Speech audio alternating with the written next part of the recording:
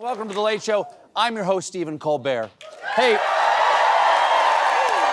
y'all know how Wall Street guys are always talking about we need a pro-business president because we love certainty. We need certainty to make our long-range business plans, and we want Trump because he's going to give us a pro-business agenda or provide the certainty we need. Well, after seeing all the chaos Trump has sown over the past 10 weeks, you got to imagine those guys are feeling pretty good because of all the cocaine.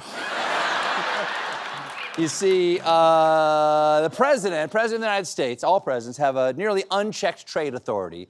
And for weeks now, Trump has been unchecking and wrecking it in every direction, but won't tell anyone what he's going to do, why he's going to do it, or how long he's going to do it for. This isn't a bull or a bear market. This is bees!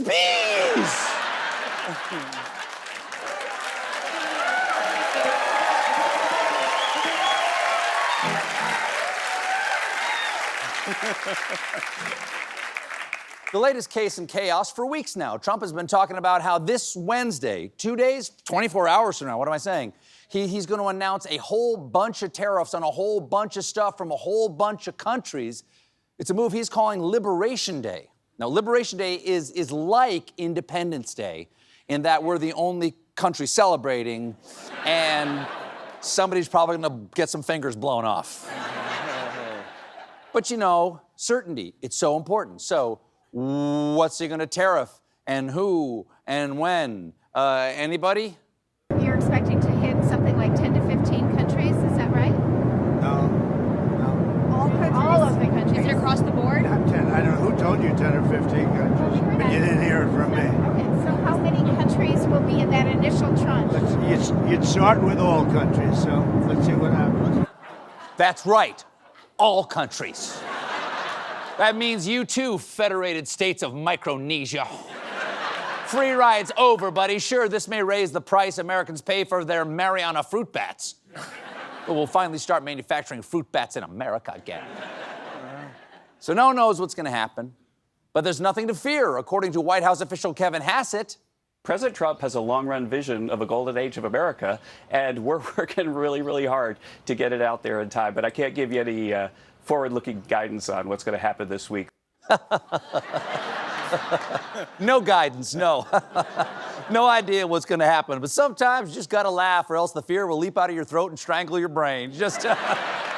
I'm just smiling and slowly moving my finances overseas with my wife's name. Former inmate and counselor to the president, Peter Navarro, boiled the message down to 3 words. Trust in Trump. Yes. Trust in Trump. Sounds like, no, folks. Sounds like they got a great new slogan. In 3 months, they've gone from MAGA to TIT. Say that. It's a little bird. The tit, blue-footed booby. Just about the only thing anybody actually does know about Liberation Day is that cars are going to be a lot more expensive. Because last Wednesday, Trump announced a 25% tariff on imported autos and parts. It's not enough. He's destroyed so many of our cherished institutions. Now he's coming for Toyotathon. Look how upset I sound. Toyotathon. I'm sad. According to one expert, these tariffs could add $10,000 to $20,000 to vehicle prices, which means the most popular car model will soon be public bus. You know their motto, public bus, how come the seat's so warm? In addition, Toyotathon.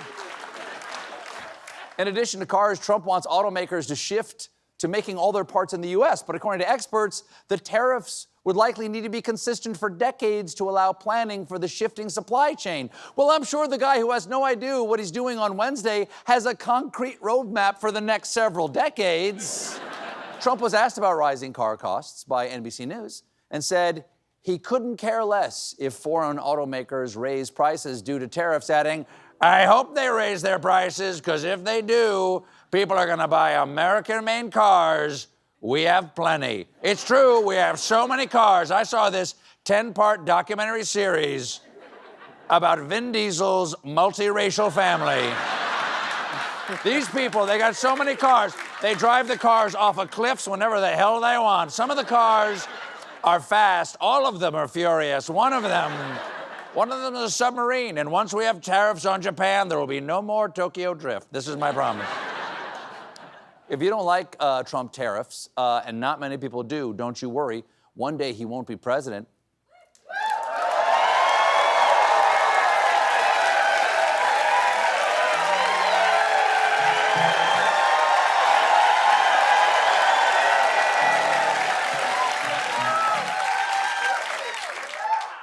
Maybe. Because in a new interview, Trump won't rule out seeking a third term in the White House. Now, what kind of headline is that? Who cares what he won't rule out? I won't rule out lying down on the Krispy Kreme conveyor belt and letting the glaze just take me. But that doesn't mean it's going to happen. The Constitution forbids it. The 22nd Amendment states clearly that no person shall be elected to the office of the president more than twice. The rules are crystal clear. End of discussion. It's just like that famous scene in Air Bud. You check in your rule book, but you won't find anything in there that says a dog can't play. Wrong. It's right here. Movie's over.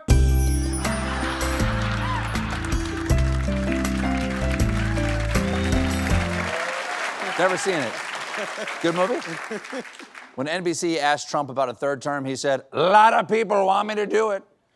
There are methods which you could do it." Sure, there are also methods by which you could hammer a pineapple up your butt. Which could happen some wonderful day. What would we call that day? Liberation Day. This, and a rubber mallet. This weekend, Trump sent his VP to an American military base in Greenland to help push his insane idea of taking over that country. And when Vance arrived, he did a swear word. How we doing? It's cold as here. Nobody told me. Wow, J.D., nice mouth. You kiss your couch with that mouth? It's not true. It's not true. I don't care. It's not true. J.D.'s stupid visit to a military base wasn't even the original plan. At first, his wife, Usha, was supposed to do a solo cultural tour of Greenland, but everywhere she wanted to visit said, no thanks, including a souvenir store in Greenland's capital, Nuuk. You know you're not wanted when you get rejected by a souvenir store. Yeah, we got shot glasses with boobies on them. We got a T-shirt that says, in Nuuk, they do it sled doggy style. I got a novelty pen over there where the bathing suit falls off a buxom walrus. But, Madam Second Lady, your presence offends me. Now,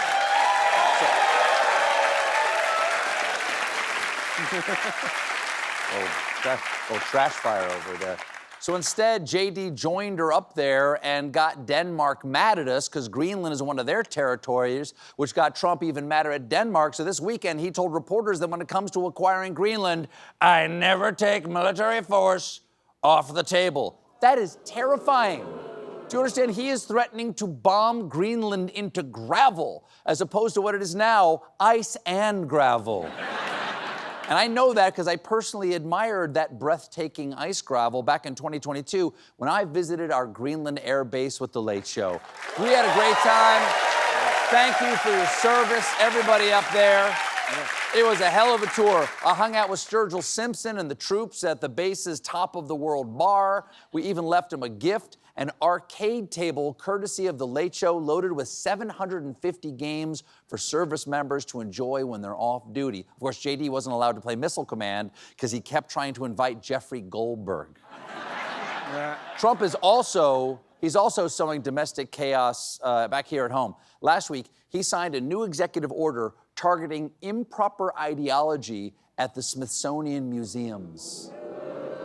That is just awful. The Smithsonian is renowned for giving us an unflinching examination of America's complicated history, plus astronaut ice cream. Specifically, Trump is ordering the Smithsonian Board of Regents to eliminate divisive, race-centered ideology from its museums. The Smithsonian was established in 1846 by the British scientist James Smithson, while across the mall, the museum with all the old planes and NASA stuff was founded by Aaron's Space Museum. Smithson, nope, no, don't, no. No, I should be asking for forgiveness. Smithson bequeathed the funds for the creation in Washington of an establishment for the increase of knowledge. Well, that didn't work. This executive order doesn't just target museums, it also seeks to remove improper ideology from the National Zoo.